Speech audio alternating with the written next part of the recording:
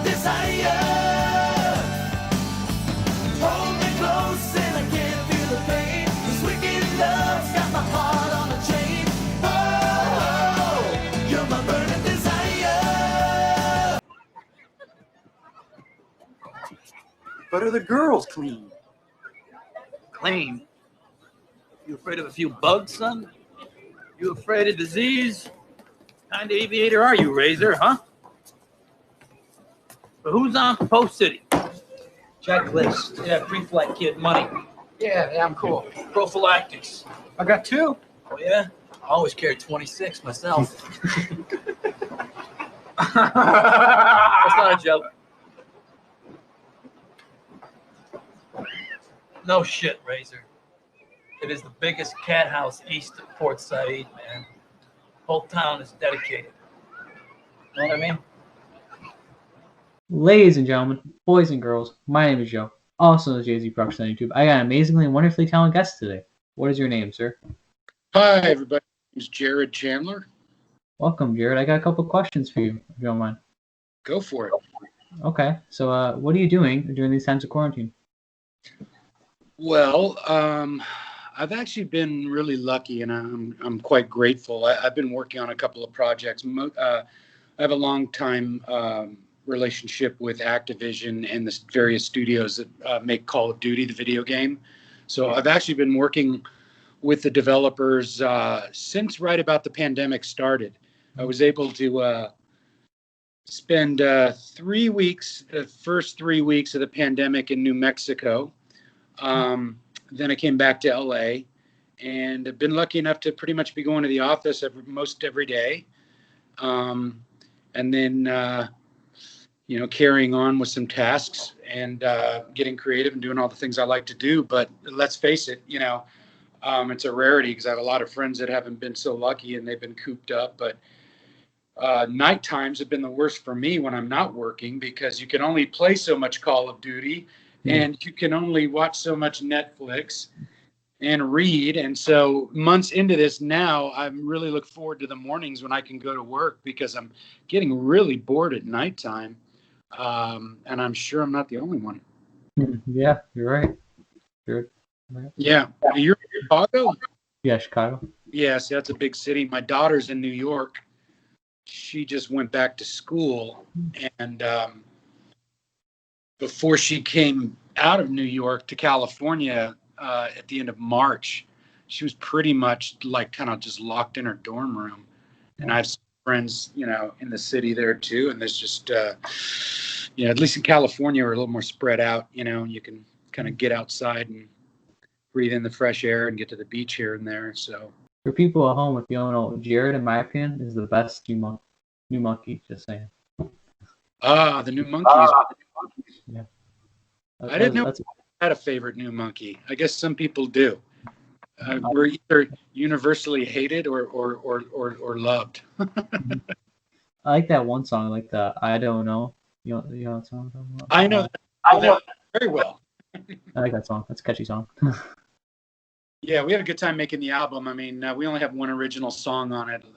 Most of the other songs were Warner Brothers catalog songs that they owned, or we had some songs written for us. But we did a bunch of other stuff that never made it on the album, which were originals. Those were pretty fun too. We always had a good time making music together. It's a fun group of guys. What made you want to become like an actor? Because you were an actor. And what was your biggest inspiration for acting? Acting. Well, I guess as a kid, I really liked film and cinema. My sister was like into theater. Somewhere along the way, I got the improv bug. This lady, one of my classmates' mom would come once a week, and this was in elementary school, and teach improv. And she had been like, I want to say Chicago, Second City, and a bunch of other stuff. And I just got really into it. I really enjoyed it, and she encouraged me. She thought I had some ability, and and so showed some promise. And as I filtered into junior high, then I started taking the theater classes and doing plays and all that good stuff. And then in high school, I carried through doing that, and we had a lot of like theater and drama competitions around the state that I participated in with my school, and I was in almost every play in one form or another that our theater department put on. And then I started in my senior year, maybe the end of my junior year, I don't remember exactly. I started driving up to LA and actually auditioning for television shows and commercials.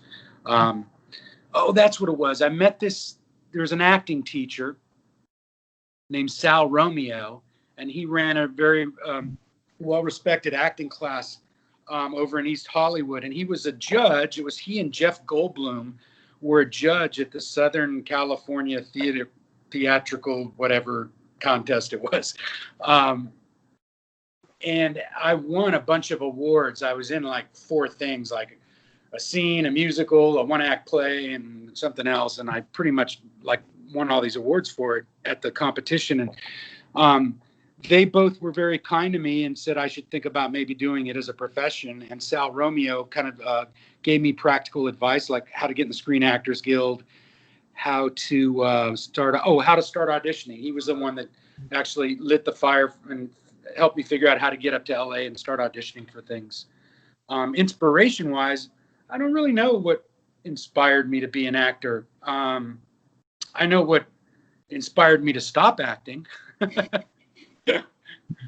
I think it wasn't like one thing or one person that inspired me to start acting. I think I just kind of fell into it, and I like the journey and just trying to figure things out, figure out a part, figure out how you fit into the story.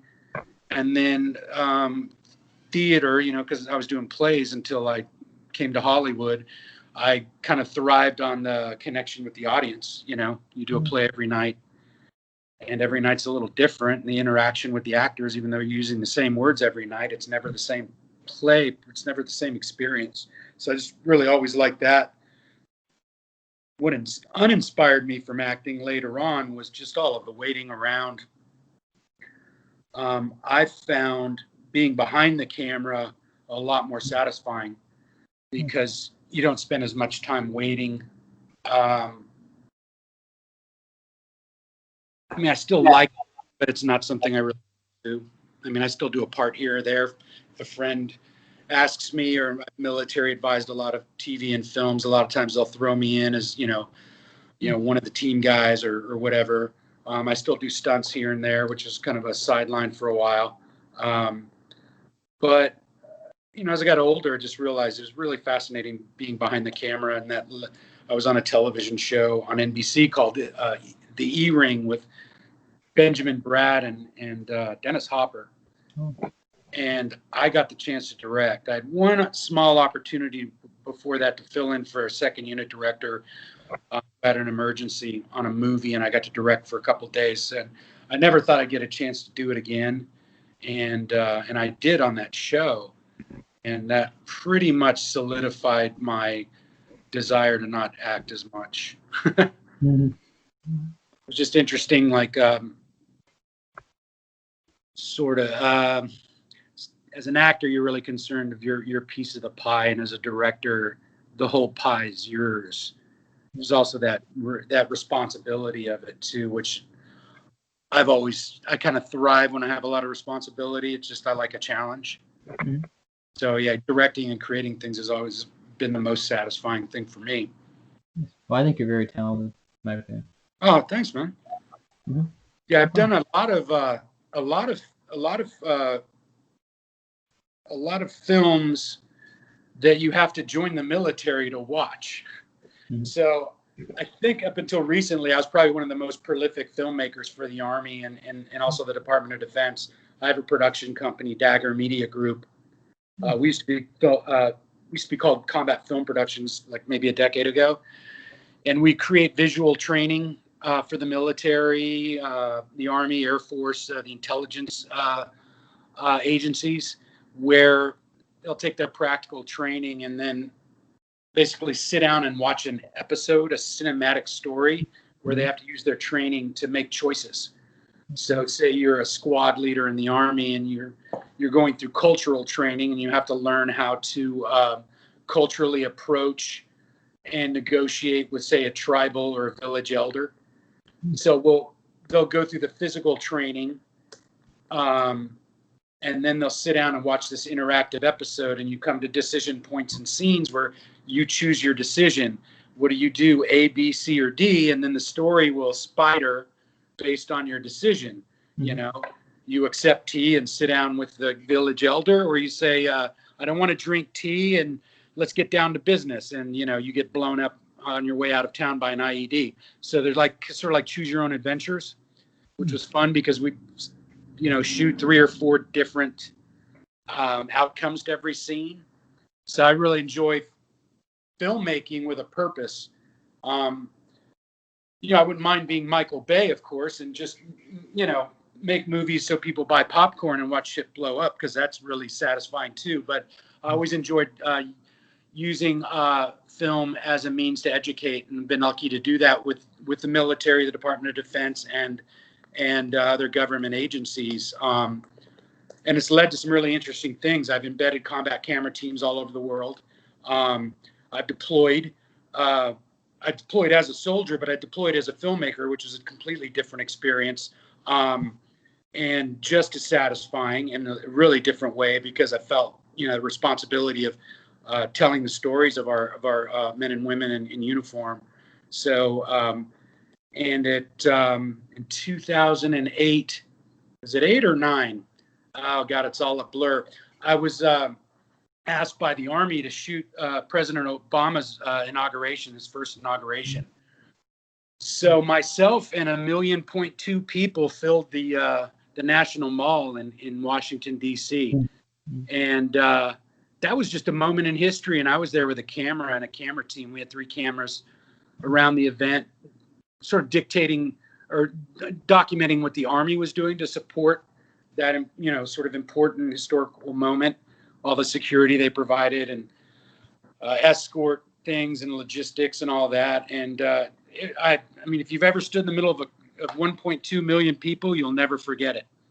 And especially riding on the subway with 1.2 million people and then getting back on it with them afterwards. It was really memorable. And I wouldn't have got that opportunity if I wasn't filmmaking. So it's just really neat. Sometimes you end up in the middle of history.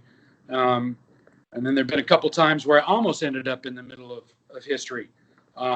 During the search for Osama bin Laden, at one point, we were actually, the Department of Defense wanted to make it sort of an Iwo Jima moment. So at one point, we were kind of on alert to react to that as filmmakers if it went down, but the administrations changed and we never got a chance to be part of that.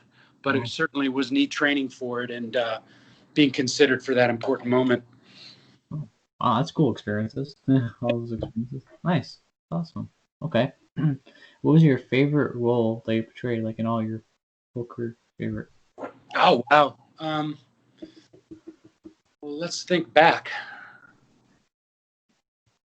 Let's see. Well, yeah, they're all kind of special for certain reasons, you know. I think probably my favorite role was Razor in Flight of the Intruder. Okay, that's cool. Yeah, it was my first big part after the new Monkees, and I had actually joined the Army Reserve and was going through school. And a buddy of mine, John Corbett, who's an actor, people might know him from Sex and the City and a number of other things. We were palling around for quite a while, and he had screen tested. He was up for the movie, and he told me how to get in, where the casting office was. And I crashed the casting office. I snuck onto the Paramount lot and was able to meet the casting director, Mindy Marin. And she thought I was crazy enough that I should meet the director, who's notoriously crazy, John Milius, who wrote Apocalypse Now and directed and wrote Red Dawn and a number of other fantastic movies. And I met John, and, you know, I grew up watching Big Wednesday and Conan the Barbarian, Red Dawn, and there I was face to face with the guy who created it all. And he had one of Jerry Lopez's pipeline boards in the corner of his office up against the wall. And I was like, is that one of Lopez's boards? He goes, are you a surfer? And I went, well, yeah, I am. I'm a surfer. He goes, they said you were in the Army. And I was like, well, I'm going through ROTC at UCLA right now. So I am in the Army, but that doesn't mean I can't surf. Come on. You know all about surfing in the Army. I mean, you created Major Kilgore. And he goes, yeah, it's pretty funny. You know, and I ended up getting cast in that movie. And there I was, like 2 weeks later in Hawaii, in the back of a Jeep with, you know, freaking Tom Sizemore and Willem Dafoe and a couple other actors, Brad Johnson and Justin Williams. And bam, I'm in this big movie. And there's Sergeant Elias, you know, Willem Dafoe in the front seat. And I'm talking, saying words to him. That's cool. It was funny because the first time I met Willem, I got off of the airplane and I got dropped off at the hotel, and everybody in the movie was staying at the Poipu Sheraton, which I don't think is there now. It was destroyed by a hurricane. There's another hotel there on Poipu Beach in Kauai. And so I get out of the cab or the van or whatever, and I'm running down the hallway after I check in, and this guy comes around a corner, and I knock him on his ass. And I look down, and it's Willem Dafoe. Oh my God. I just took him out, and he just looks up at me like, "What the fuck is wrong with you?" Pardon my language. And I was trying to help him up, and I'm like, "Oh man, I'm so sorry." I was just so excited, you know. And I was also broke. I had $32 in my checking account when I left LA.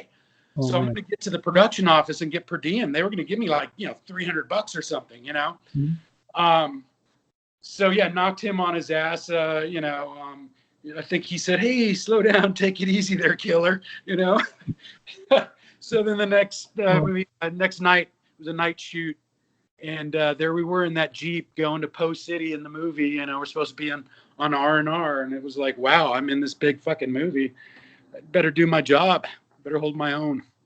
That's funny. With Willem Dafoe. Oh my gosh, that's so cool. You know, he was like, you know, I mean, he still is. He's a really well-respected actor, super talented, and I was intimidated. You know, he'd just been nominated for Platoon, and I want to say that Scorsese's movie about Christ as well. And I learned within about 5 minutes on the set that he is just a funny, goofy dude. And literally he'd be pulling a prank on you or telling some stupid joke, and then bam, action, and he's like a laser, just on. And now he's Tiger Cole, the naval aviator, and he's not Willie, the guy with the silly jokes. But I've done 3 movies with him. He's a great guy. That's cool. Well, I also thank you for serving our country. Oh, sure. Absolutely. Why that part was important to me? Sure. Because I just told a bunch of disconnected, like, little vignettes. Oh, good. My father was a career soldier. Oh, wow. Grew up in the Army. My mother's father was a career French sergeant major.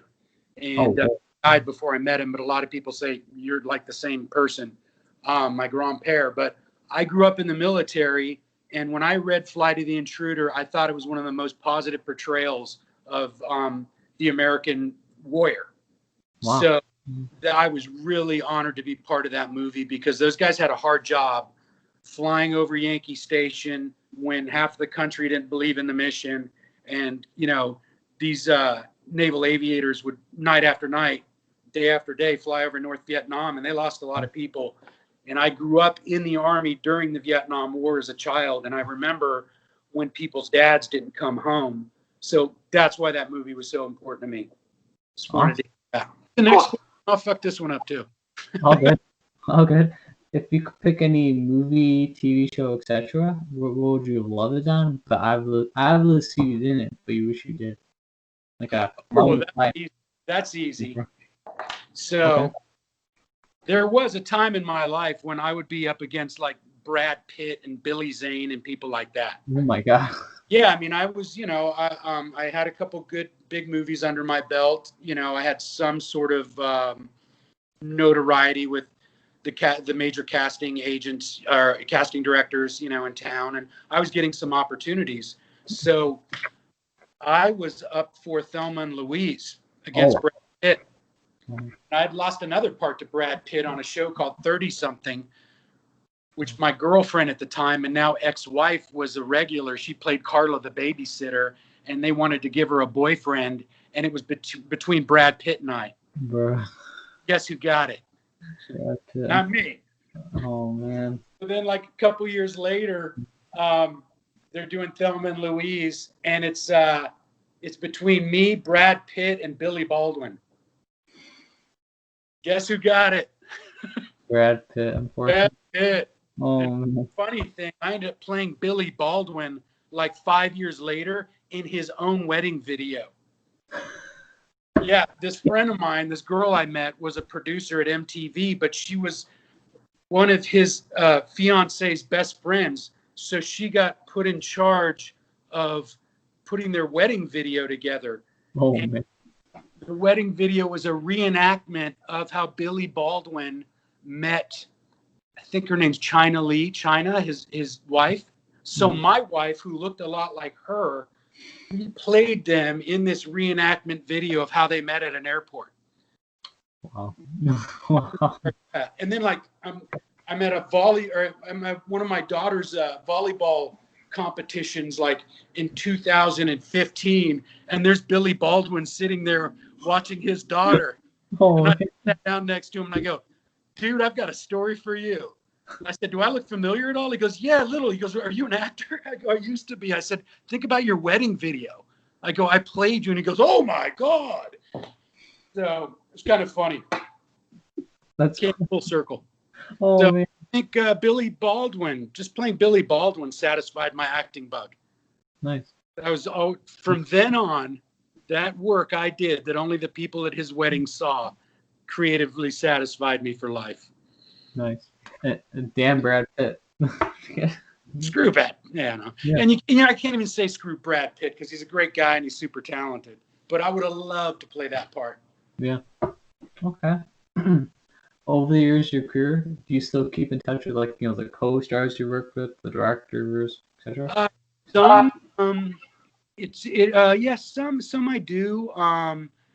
And then, people have kids and drift apart and things like that. It's really funny because I noticed something's very similar about the Army and filmmaking or the military is like you'll be with people and spend this like intense period of time together, like training or a deployment or being in a unit together. And then the film industry is like that too. You'll be on a shoot in Mexico for 4 fucking months,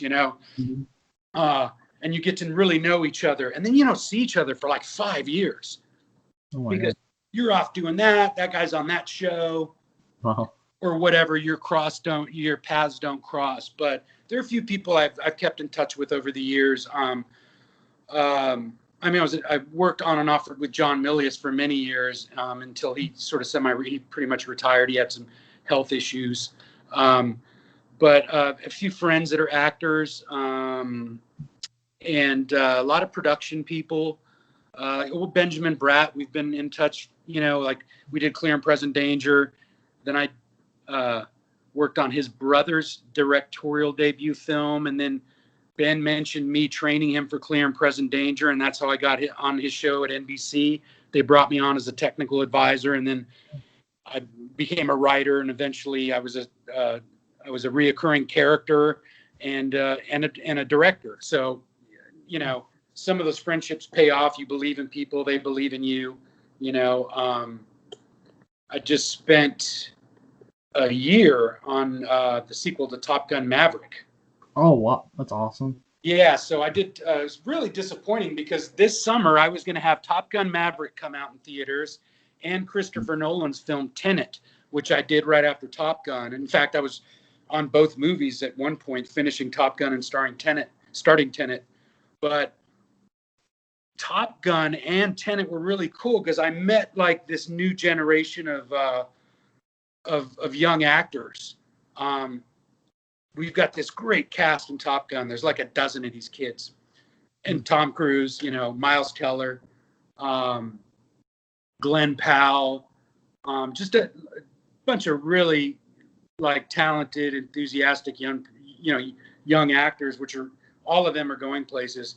And it was really fun to kind of meet them and work with them closely because I was basically key on all the military uniforms and some of the life support stuff for the planes. And I was sort of the gray beard that they sought advice from at certain points. It's been really interesting because there's a new generation coming up and getting to know them. I'm going to do a film next with Glenn Powell, who co-starred in Top Gun. And that was the kind of deal where, you know, you kind of believe in somebody, they believe in you, you work together, you know, you both bring something to the table, and voila, you know, we found something to do. He invited me to join him on his next film. So yeah, you know, you develop relationships, and then there's friends that I've had forever, you know, that I work with here and there, you know, in the industry, different stunt guys.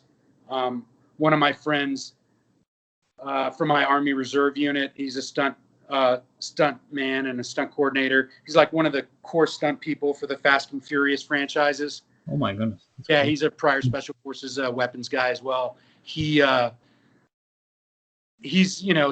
been on stuff I've directed. I've gone down and stunted on stuff that he coordinated, and every time there's a chance to throw ourselves into something each of you know, that we're doing, it's always great to, you know, have one of your best pals on the set. And there's also that level of, like, he and I trained in the military together, so we, you know, I mean, really, when you think about it, we put our lives on the line for each other during even just training.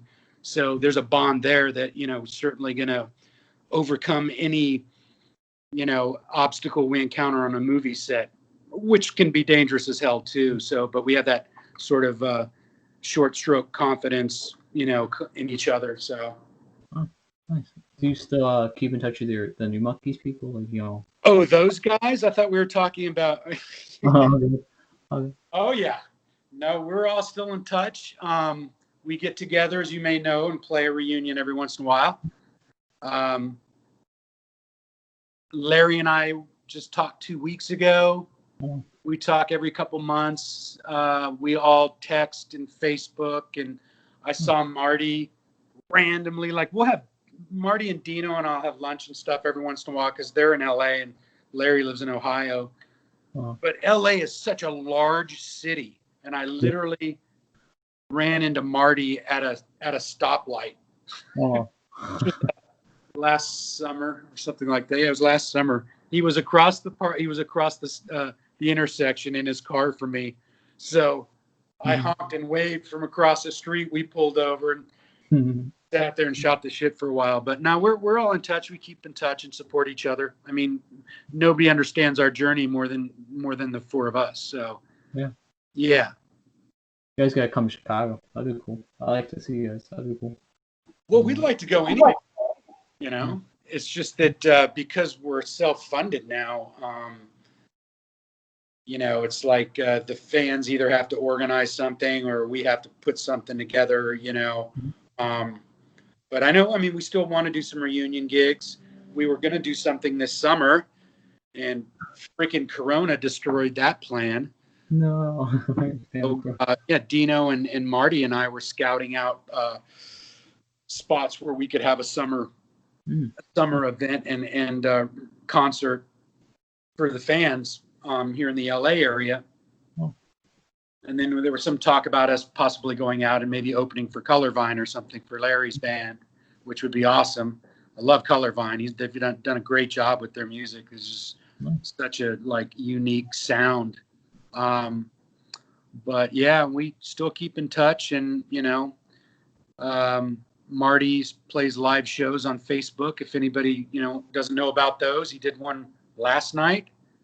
I did not attend, but I've heard many of his songs and I know his music well. So, but yes, we keep in touch. I mean, we spent over a year of our lives together, like 24 hours a day practically. People don't know, before the show came out, I mean, we've got introduced to the world as the new Monkees, and then there was like this 9-month lag before we started actually filming the show. So we were in acting classes together. We were learning to do different, you know, styles of improv. We were working with the writers for the show. We were writing songs and recording demos together as a band. Marty and I lived together in Pacific Palisades.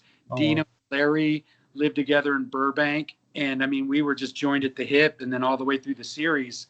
So, you know, that's at a formative, you know, position in our time in our lives. Like Dino and I were 19. Larry was 18. I think Marty was like 42. Joking, but Marty was older than we were, and more experienced. So he was kind of like the straight man, you know. But no, is that we still have a very deep bond, and we all love each other. So it's great. I mean, I'm as close to them as I am to a couple of my guys I served with in the Army. It's just a bond that deep is deep, you know. Yeah, if you were to come to Chicago, like, hey, do you remember me? That'd be funny. Who's the coolest person you've worked with? Oh, well, that's a hard one.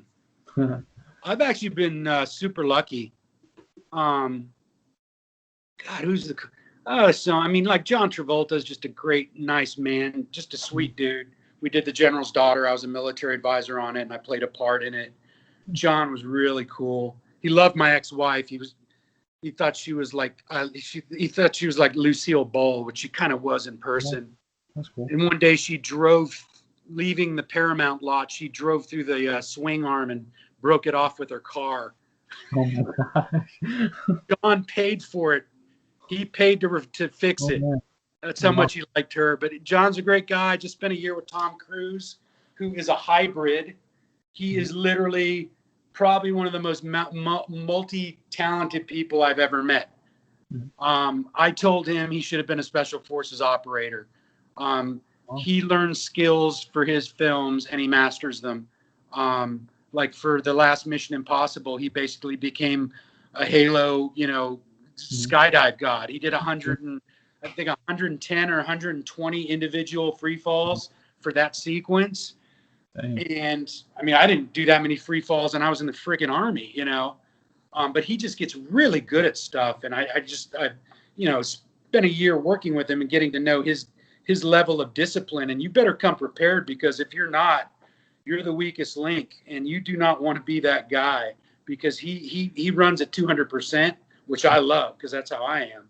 But Tom's really inspiring, and he's a great mentor. He was a great mentor to all the young actors on the set playing, the new pilots. It's really neat to watch him do that and just kind of like educate them and guide them. I mean, he gave them movies to watch and would sit and, just like would hold court and discuss filmmaking with them, and just, wow, sharing his experiences and lessons. I mean, he's really, really, he's something else. He's impressive. And then, like I said earlier, Willem Dafoe.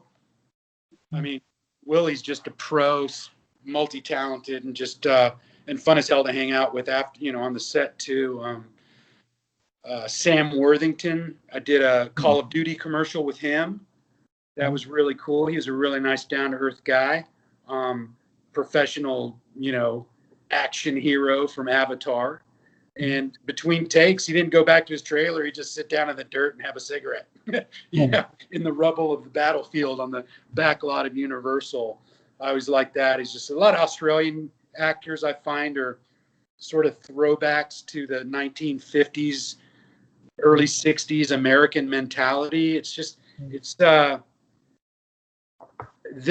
they're manlike, they've still held on to their masculinity, where somehow in our current society, I feel like our men and boys are being demasculated and sort of feminized in a way. And when you hang out with these Australian actors, they're all just like, they're 100% dude, and they're fine with it. Another actor I worked with a couple years ago, Jai Courtney, also an Australian. We did this movie with Shia LaBeouf called Man Down. Oh, wow. I think it made $800 the opening night in the UK, and it went straight to streaming here in America. But Shia LaBeouf is something else, not one of my favorite actors to work with. I understand where he's coming from, but he's not pleasant. But the flip side was Jai Courtney, who was just a dude there to do his job and be professional and have a great attitude. And you notice the difference when one guy's this way and one guy's that way. I could see that, child. I could see that. Yeah. Then, I mean, there's so many, like Tom Hanks. I did Greyhound with Tom Hanks. I was the key for all the military uniforms on that. And spent a lot of time with Tom. I met him briefly on the Pacific. So I own a prop company too, and we custom manufacture and military gear and tactical gear, and we also, rent vintage military equipment and stuff. But we did most of the manufacturing for that HBO miniseries, The Pacific, and Tom was the executive producer. So I kind of briefly met him on that, and then he actually involved my company after that, and we created a lot of the living displays at the National World War II Museum. And Tom brought us onto that because he liked the historical work we did for the Pacific. But on Greyhound, I got to spend a bunch of time with him. And my favorite thing in the morning was to just walk by, and he'd look at me, and I'd say, "Good morning, Tom Hanks." And I always called him Tom Hanks just because it was funny. And it was great because he's a passionate guy. He always picks the greatest material, and it's always something he's interested in and has passion for. And he has a great ability. He and his producing partner, Gary Getzman, they just have a great ability to put the right people together after they've found this material. And there's this level of enthusiasm that you can't help having when you're around it. It's like that's a gift. Like, that's leadership. I'd say if there's anything I admire most about Tom Hanks is he's a leader. I mean, he really is. And like a movie star at that level, he was not only the writer and the producer, but even if he was just the actor, at that level, you expect leadership. Because like in Tom Cruise's case, he mentors the younger ones. They're showing that, that behavior. It's like, and it becomes learned behavior. Like, this is what a big time box office actor acts like. Yeah. This is the level of professionalism. And then you got Shia LaBeouf. Oh yeah. That's all I'm going to say. Yeah. So Tom's definitely up there on my list of favorites. If I had to do that, he'd be on it. To be honest, I really don't like Shia LaBeouf. I'm being honest. Oh, he's so fucking damaged. Like, I don't dislike the guy. It's just an unpleasant experience to work with him. Like, I understand he is in some pain, and he has been in his life, his personal life. But there's a way to not share that with everybody in your general area, and there's a way to get truth out of your role without some of the crazy shit he pulls. I don't even know how to put it, but I mean, he's like a fucking whirling dervish. Yeah. I mean, yeah, and it was really at one point, and I'll just say this out loud. There was there was one point where he was getting in the face of the costume designer, and he was basically, he's a bully. He was behaving bully. The costume designer is one of my oldest friends, and I was about a half a second away from just murdering his skull with my face. Yeah. Because I thought he was going to attack my friend, the costume designer. Yeah. Just sort of stepped forward. And I had a good relationship with Shia, did some training with him, went through all his fittings with him, all his gear stuff, and I would, was constantly helping him with his gear and stuff. But I was going to drop him like a sack of potatoes, if he was going to get physical with my friend. Yeah. And he sensed that, and he backed off, and that was that. And then cut to 2 weeks later, they call wrap. Last shot of the movie, we're all standing on the set. He crosses the entire set and gives me a giant hug. Of all the people, not the director, not his co-star Jai, not me. And I thought to myself, and I just awkwardly stood there while he hugged me and thanked me. And I thought to myself, how sad is this that the person he wants to hug that I guess has a personal connection with is the guy who wanted to punch him in the face 2 weeks ago. Yeah. And it was like, that's a confused kind of like life. And that's not where you want to be. I mean, it's hard to not, it's just hard to be around that when everybody's, I won't say he wasn't working hard, but there's just this cloud of craziness that goes along with the guy. It's just, I hope it changes. I hope he's able to find some happiness and peace. Thank you. Yeah, I'm also Erica, you like that? There's some inside scoop. Yeah, a little behind the scenes. Yeah. Oh, Jeffrey Epstein didn't kill himself. I'm just joking. I don't know, but I thought it'd be funny. Also, I can't wait till Top Gun 2 comes out. I'm excited to see it 'cause I'm a big Top Gun fan. I can't Yeah, remember. it's somebody asked me today, is it going to be any good or is it going to suck? And I can't express to you how good it's going to be. Oh, I can't wait now. Oh, I mean, I can't say anything about the plot or a bunch of other things, Yeah. but there's public source stuff and there's some making of footage out there. And we, from the beginning, like the script was good. They'd been working on it a long time. It's a shame Tony Scott wasn't there, but the core of the film is still there without him because he set the tone and everybody respects his legacy. And Tony was a bitchin' guy and really cool filmmaker. But there's, Jerry Bruckheimer and Tom Hanks, and Hans Zimmer. And I mean, just all these great, and the DP. It was just, and then Joe, the director, Tom had done a film with Joe, Oblivion, which was a really cool film. I've seen it. Mm-hmm. And then, the elements just started coming together. And I remember the first day that we did a camera test, and the whole day was just about Maverick's looks and Rooster, which is Miles Teller, who plays Goose's son. Oh, wow. Okay. So Miles dyed his hair lighter, and he grew a goose-like mustache. So we've been doing a bunch of Tom's jackets and trying different things on him. And then it was time to get Tom and Rooster together. And there's Maverick, and standing next to him is Rooster. And it was like seeing Maverick and Goose together again. Oh, my. Miles is about the same size and height as Anthony Edwards. I mean, he's buffer, but that height, the mustache, the hair, Tom hasn't aged. Apparently just Tom doesn't age. So, Yeah. and his T-shirt and jeans and the sunglasses, and we just freaked out. Everybody just knew it was a magical moment, seeing those guys there and realizing we're going to start shooting this movie in 10 days. And it just got better from there afterwards. Like, Jon Hamm is in it. Just all these great actors, and the young new ones. There's some cameos from the original Top Gun, which I won't comment on. Oh, good. Which was, I mean, Awesome. some of those people showed up, whatever their names are. It was just amazing. People know Val Kilmer, and people know Val Kilmer's in it. So, I mean, there I am with Val, fitting his uniforms and spending the day with him. And Val's one of my favorite actors of all time. And I had never met him before, so that was really an honor. And he was just a sweet guy. He's had some health issues and challenges that he's overcome. But just a freaking warm, talented person. That was really fun spending time with him.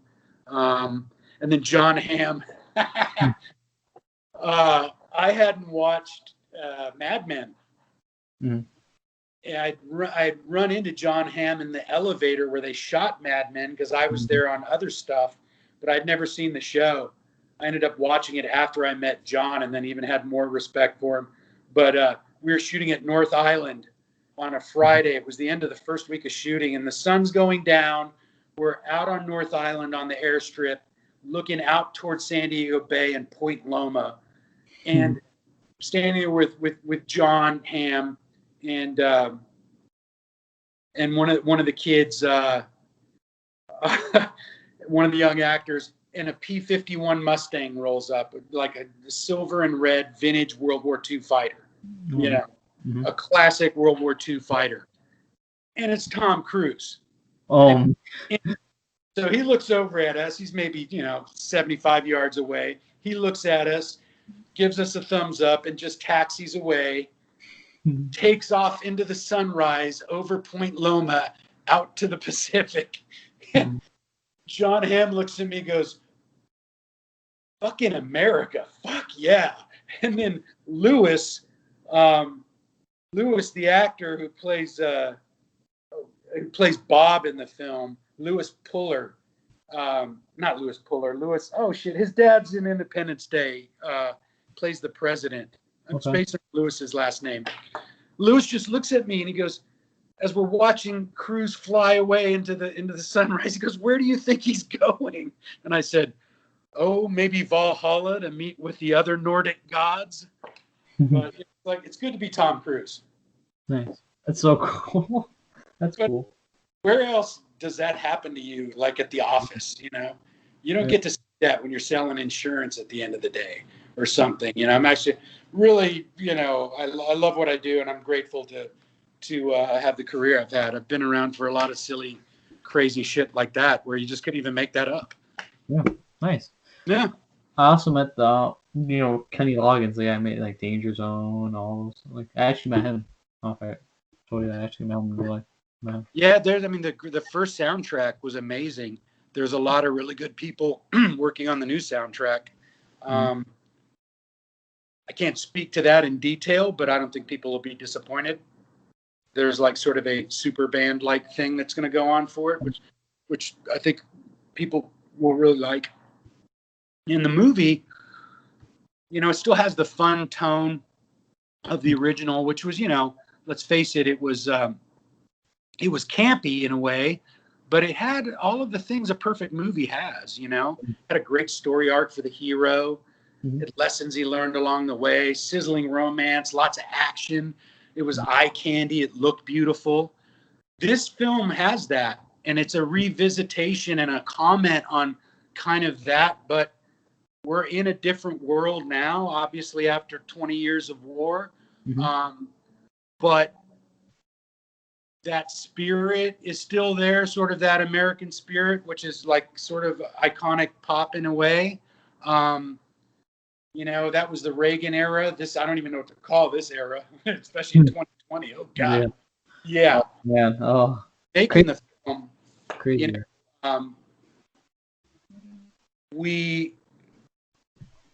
It really, like the first film informed it. That spirit of the first movies carried through, and this movie has a little more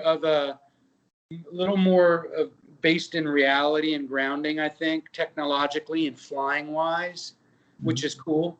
And I think the difference is in the real film, the actors were just sitting in cockpits. In this film, we put them through. They went through naval physiology, seat survival training, all of that, and they all flew multiple sorties. It's cool. And that really, and the kind of flying that was being done for the film, and we had F-18s 20 feet off the deck flying right at us.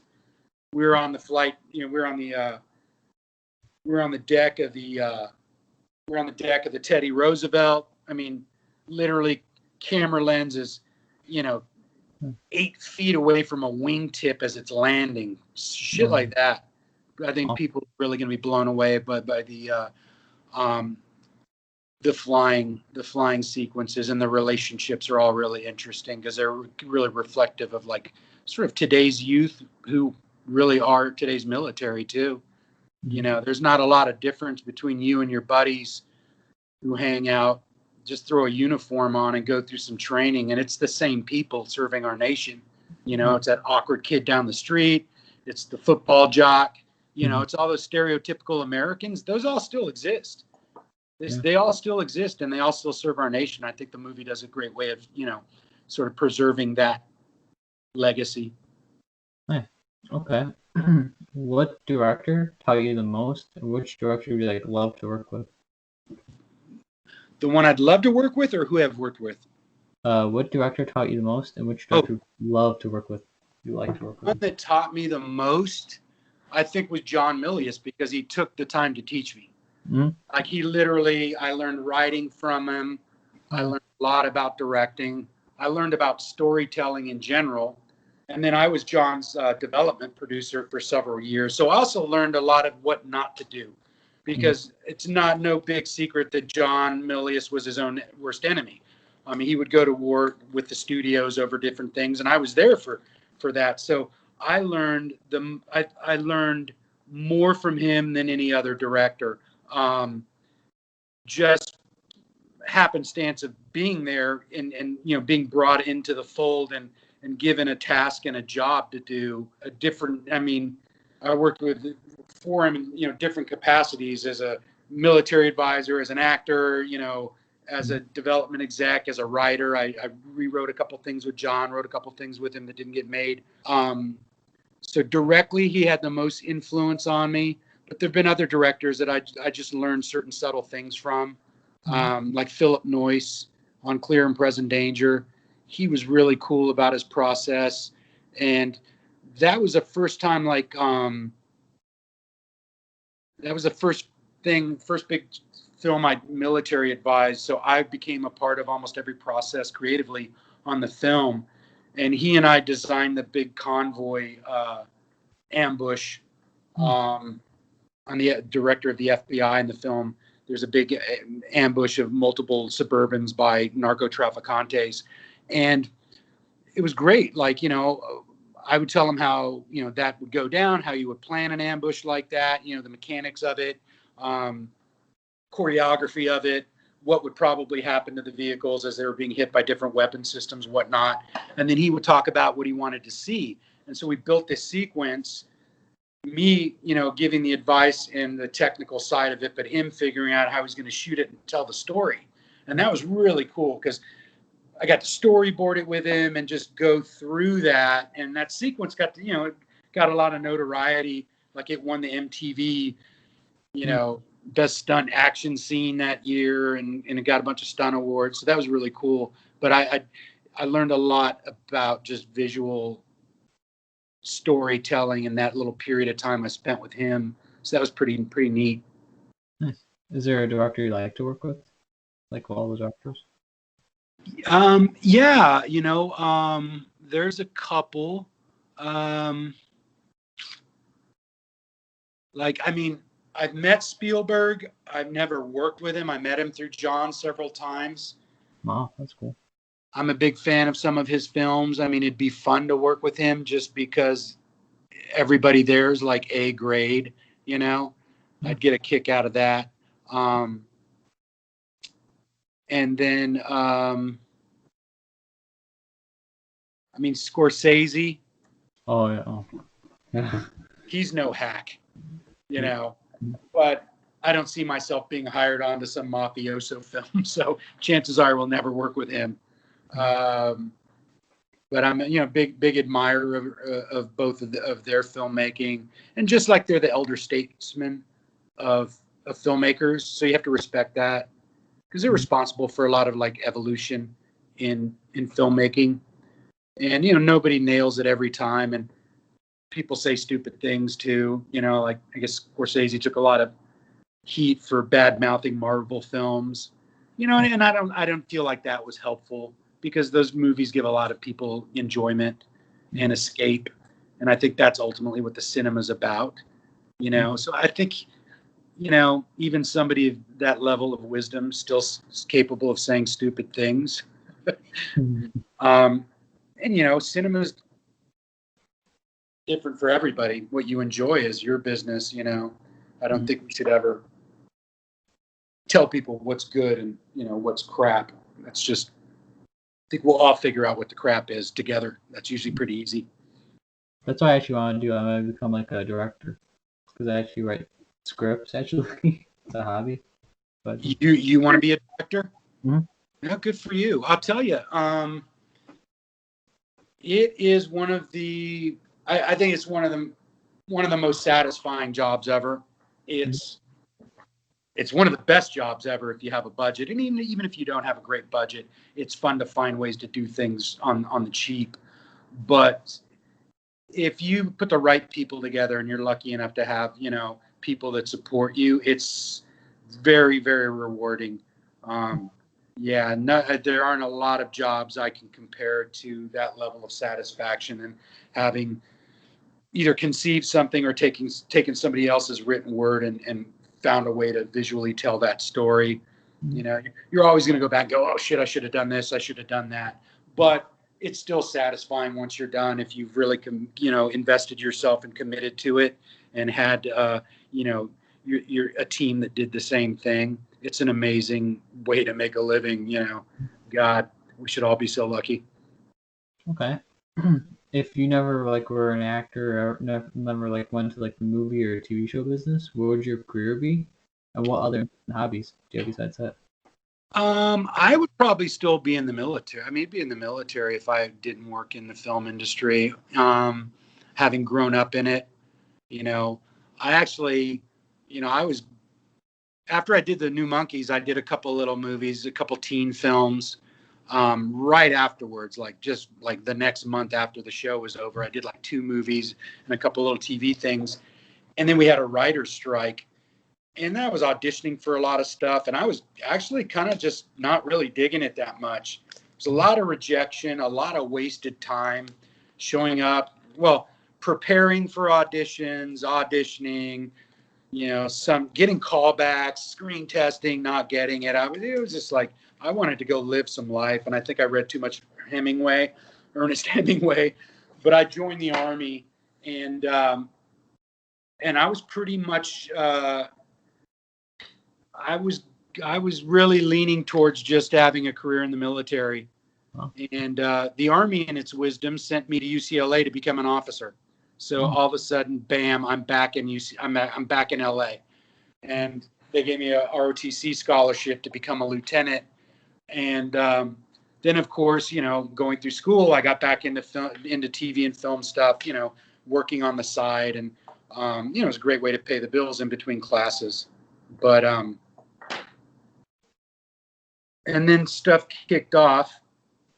Flight of the Intruder, really, and that, you know, so at that point I reverted to the Army Reserve, and I made it kind of, you know, I tried to do both for a really long time. They're both very, you know, satisfying in different ways. But it was weird because in the Army everybody treated me like the Hollywood guy, and in Hollywood everybody treated me like the Army guy. So I was in this like kind of weird position. It was kind of funny in some ways. It was funny, others it was not. But you know. Do you have a favorite band and type of music? I like a lot of music. I mean, I started out as a hardcore rockabilly guy. You know, I playing in bands in high school. I like ska a lot. I've always liked rock and roll. And I'm a big country fan too. And then I like a bunch of hip hop. Some of my favorite hip hop is actually French. I'm half French. My mom was French, and I speak French. And there's something about hip hop in French that actually sounds really cool. I challenge you, go listen to some French hip hop. It just sounds awesome in French. Okay. But like, I mean, I like, you know, American stuff too. I mean, you know, fuck. I'm a big Eminem fan, always have been, and actually got to work with him a little on some of the Call of Duty stuff, which was cool. He did a song for us on Ghost. We set up a video shoot with him. He and Pink did a song for Black Ops. Oh, wow. And he actually, with the E3, which is people don't know what the E3 is. It's like the big video game industry convention in LA at the beginning of June every year. Of course, this year we didn't have it, but Activision threw a big premiere party concert. We had Jane's Addiction and Eminem with Rihanna. Oh, and they played for everybody who works at Activision and all the people that were invited to the special event. So I briefly met him backstage. He had an entire choir with him singing background. So I got to meet the choir, all 50 of them. And that was pretty cool. I mean, where else would you get to do that, you know? So, yeah, like Eminem. I mean, I like anybody who's committed and like good, and yeah, somebody who's just like willing to risk musically, you know. Yeah, Jane's Addiction. I've always liked Jane's Addiction. I used to like Pearl Jam, but now they're just kind of like I don't know what happened. Something flipped. They're not as interesting anymore. And then like a lot of classic stuff. Like I love Johnny Cash, country stuff, like Jethro Tull. I mean, Luke Bryan, some of the new stuff. oh shit, there's this dude Cody that I like. I forget his last name right now. Yeah, I like a little bit of everything. Okay. Yeah, What do you like? who do I like? I actually got to meet one of my favorite bands. You know, Queen. You met Queen? Yeah, Brian May, Roger Taylor. Oh wow, that's Yeah. that's One of very that's one of my favorite bands when you mentioned yeah, great band. Oh, Cody Jinks, that's who I was thinking of. Cody G. Oh, He's a country singer. Did you go backstage or you got on the bus and Queen was sitting there? backstage. Wow. I was like so nervous. I was like, "You're Brian May, Roger Taylor." You know what I mean? Yeah. Awesome. And I also my aunt, you know, do you know Bill? Because I'm a big '80s fan. Like I love '80s music. Oh, I remember. Do you know who Billy Idol is? Oh, yeah, I know who Billy Idol was. Yeah. I met him too. I actually met him. That's awesome. Yeah, look back at like some of the new Monkey, like I don't know, some of the photo shoots we did for publicity. There's quite a few of them where I'm like, you know, with the fist up and snarling. And then I think there's one or two of our videos. That gig at the Beverly. I think I ended What I Want. Was it What I Want? One of the songs, the guitar, I close out the song with a power chord, and I did the full Billy Idol, like lip fist in the air. Mm-hmm. Yeah, so I'm definitely an Idol fan for sure. He was very cool. Like meeting him, like he's like, because I told him because he was like got like this tattoo. Like I think I told him it's like really cool. Thanks, Mike. And he like, yeah. I was like, oh my god. That's cool. Yeah. Yeah, and he still looks like Billy Idol. Yeah. Yeah, like he's aged well. Yeah. Yeah, I saw a clip. I think he played like the Hard Rock in Vegas or something, and I saw a video of it, and I was like, "Oh shit, he still rocks." Mm-hmm.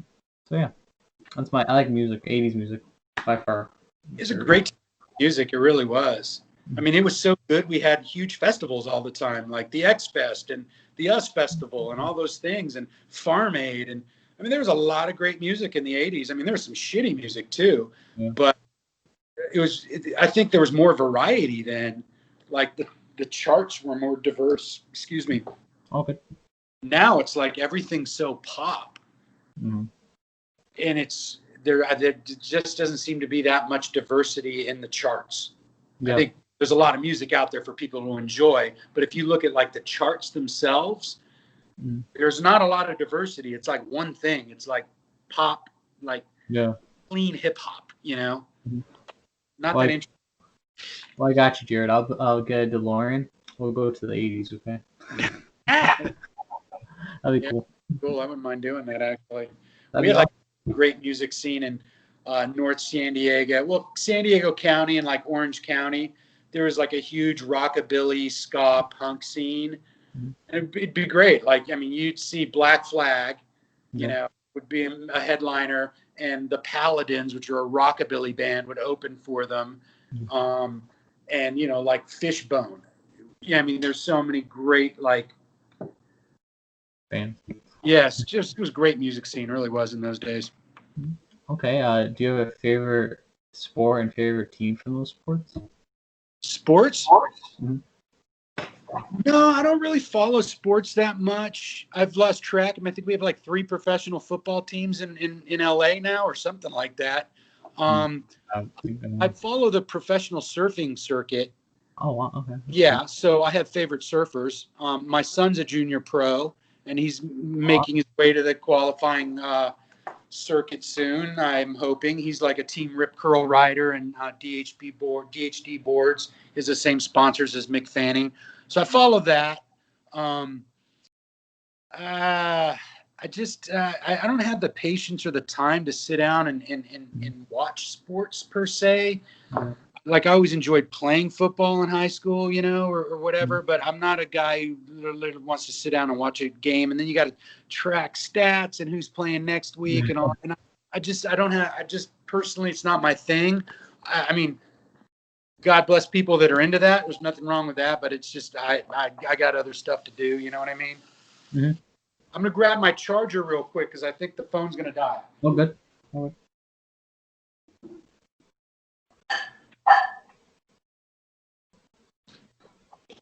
Is that new Monkees in the background? Oh, that is. That's in my hallway. That is, wow, you're observant. Yeah, that's our album. Sorry. Hallway. Sorry, I recognize the album. I was like, that's the new Monkees, ain't it? Cool, dude. Sorry. Hang on, it's just tipped over. I built this little platform thing, so Sorry people about that. through my nostrils the entire time. Sorry about that. No, that's okay. It's funny because a buddy of mine bought. I have one, but a buddy of mine, I have a couple, and I've got our singles too. But a friend of mine found that in a record store for $1.98. Oh my god. So he bought it and gave it to me. And it still has the price on it, $1.98. So I hung it in the hallway. Nice. That's cool. Yeah. That's awesome. I was like, I knew I recognized that album somewhere. Is that the new Monkees? Sure is. Yeah. I'm flashing our cover there, dude. Good bandwidth. I'm just saying that's a good bandwidth. Just saying, in my opinion. Thanks. Yeah, I mean, it's weird because I don't think we got a fair shot in a lot of ways, and I get it too, being the new anything, but we were easy to dismiss, and I think we could have like if we played more of our own music, I think we could have built a bigger audience too. I'm not a big fan of the writing on our show. I thought it was lacking in a lot of respects and really haphazard. But we all really had a good time, especially when we were making music and performing, and I think we could have probably, done some cool stuff in that vein together, given the chance. But hey, that's life, and you deal with it. That one song was like the video for it. The one song that I don't know. That was pretty funny. Like with the sisters, the Pio sisters. Yeah, that's funny. Yeah. Oh man. They must have been in their 60s when we did that. They weren't young ladies. Yeah, I was like, have I seen this right? Like, they're not young. They look old. They're not young. I mean, they were opening Roy Rogers in the 40s or some stuff, Oh. Yeah, that was definitely an interesting one. Yeah, we had a bunch of. It's almost like the producers, like just would find their friends with the weirdest idea, and that's what we would do sometimes. And I thought, we could have made the show better, and have like a beginning, middle, and an end to every episode, kind of like a story and stuff. But we were constantly doing these strange little experimental films, and that would just eat up time to where the episode was kind of nothing. There wasn't a lot of meat to it. But my opinion, Do you have a favorite, before the next question, do you have a favorite new Monkee song? Because I usually put clips in the beginning, like stuff of the person. I'll put like your favorite new Monkee song. I think my favorite new song, "Burning Desire." Burning Desire. Okay. Yeah, because it's a rockabilly song, so that was more my kind of out of my wheelhouse. I mean, Dino and I were both, hardcore rockabilly guys. Larry was, into Bon Jovi and Journey and things like that. And Marty was a straight up, bar band, classic rock and roll guy, Kinks, Beatles, Rolling Stones, kind of thing. So there were some songs we did where I was like, man, I don't really like this song that much. I would not choose this song for us. Yeah. And when you're 19, you have a shit ton of opinions about everything. I'm fucking, I'm into this, I'm into that. I don't like that. That's sucky. But then you play it and you kind of embrace it a little bit. And you go, it's not so bad. It sounds good. But I think, Burning Desire, I think is my favorite song that we played. My favorite song on the album, though, is Corner of My Eye that Larry and I wrote together. Let's go.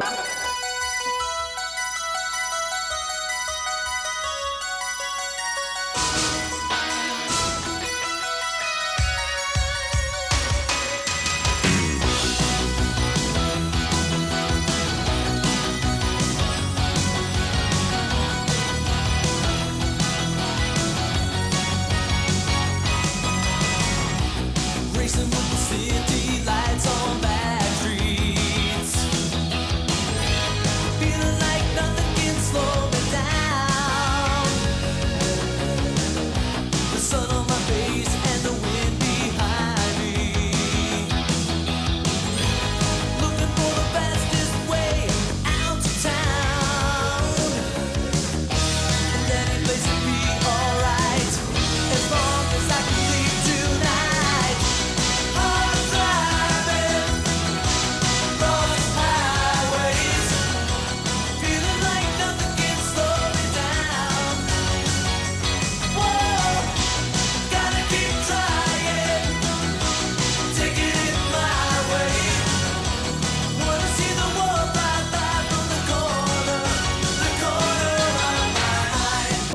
Yeah, and it started as a different song. It started out as a song called "I'll Take You Away," and then it ended up being reworked and it became "Corner of My Eye." But I like that song. It's a great, like, it's just like classic '80s in a fast car driving through the night, you know, seeing neon signs and, you know, that kind of thing. It's got that feel, you know. It's very 1980s. Because I like to put like in the beginning of like each of my podcasts like clips or, like of each, so people are like, oh, that's who that is, or you know what I mean? I like to do that. It's I find it cool. Well, I'm having a bad day, so nobody's going to recognize my pompadour. I'm having a bad hair day, right? If I go like this, they'll know who I am. All good. Okay. Hopefully, when things get back to normal sooner rather than later, are there any projects you have in the works? Well, like I said, we got Top Gun coming out, and Christopher Nolan's film Tenet, I think, is being released in a few weeks internationally. Still don't know what's going on with America. But yeah, I'm continuing my work on Call of Duty. There's a film called Devotion that we're supposed to do. I mentioned with Glenn Powell, one of the actors from Top Gun. And then there's a couple other projects I can't mention because of non-disclosure agreements. Top secret. Yep. Which are really cool. I think people will be excited to see that one of them is actually being made. It's something like a lot of people think should be a movie, and it's going to be. I won't say what that is. Okay. But yeah. So yeah. Okay. And then what advice would you give younger people who want to be like in the movie business, TV show business, like film industry? What advice? I would say commit yourself 150%. Live it, breathe it, want it, do it. Don't take no for an answer. It is a kind of industry where it's very competitive. Mm-hmm. You have to have the skin of a crocodile. Okay.